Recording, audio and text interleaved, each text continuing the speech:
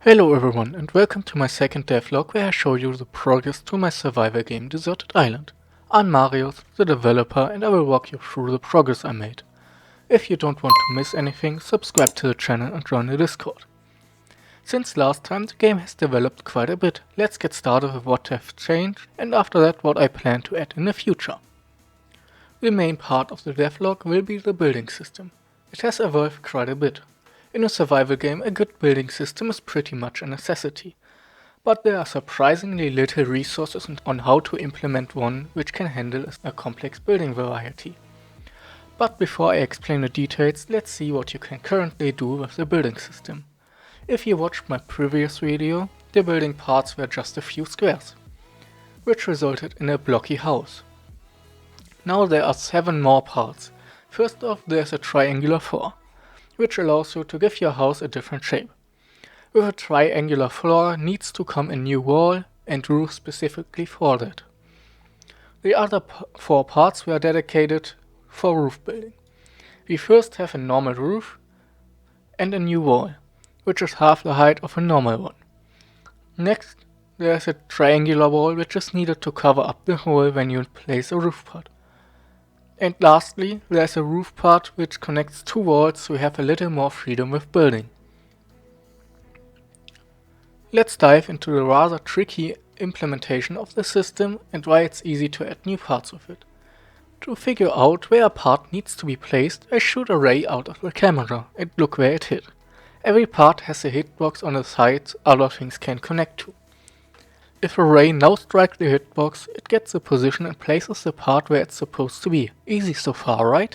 Now the problem starts to arise when dealing with quite a few different buildable types, which all need to be placed slightly differently. You could say, well, I add more colliders.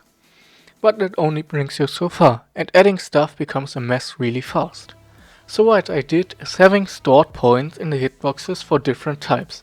So when the ray hits one, and I want to place a floor for example, it looks up, hey, where is the point for the floor, and use that.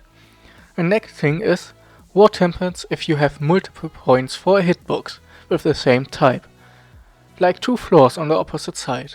Now I deal with it by simply taking the one with a smaller distance to the hit point. All of this makes the system fairly complex but efficient and easy to expand. I started on implementing the survival part. You now need to gather fruit which you can find on trees. This is only the beginning of the survival elements. Currently you burn a constant amount of food each second. This will be changed in a future implementation, for example by burning more if you run or swim. You need to watch your hunger bar carefully, since if you starve for too long you will die, but if you are fully saturated you will heal. So you need to always have food on hand or you will die. For now, only apples exist, but this will change. For example, I plan on implementing little fruit bushes so you can gather different kinds of food. At a later point in the game, I want to enable water gathering too, so you can make stews and so on, but a cooking system is not yet implemented. Swimming up until now was just the most basic implementation you can think of. If your feet touched the water, you started swimming, which, let's be real, isn't really realistic. So I made the system a little more complex. Now you can walk in water, and as soon as your chest gets into it, you start swimming.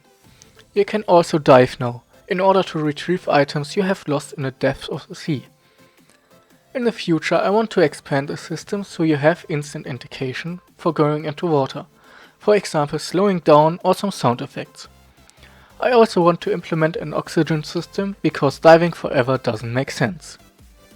The next change is a small change, but it makes a big difference. Dropped items are now collected by simply walking near them.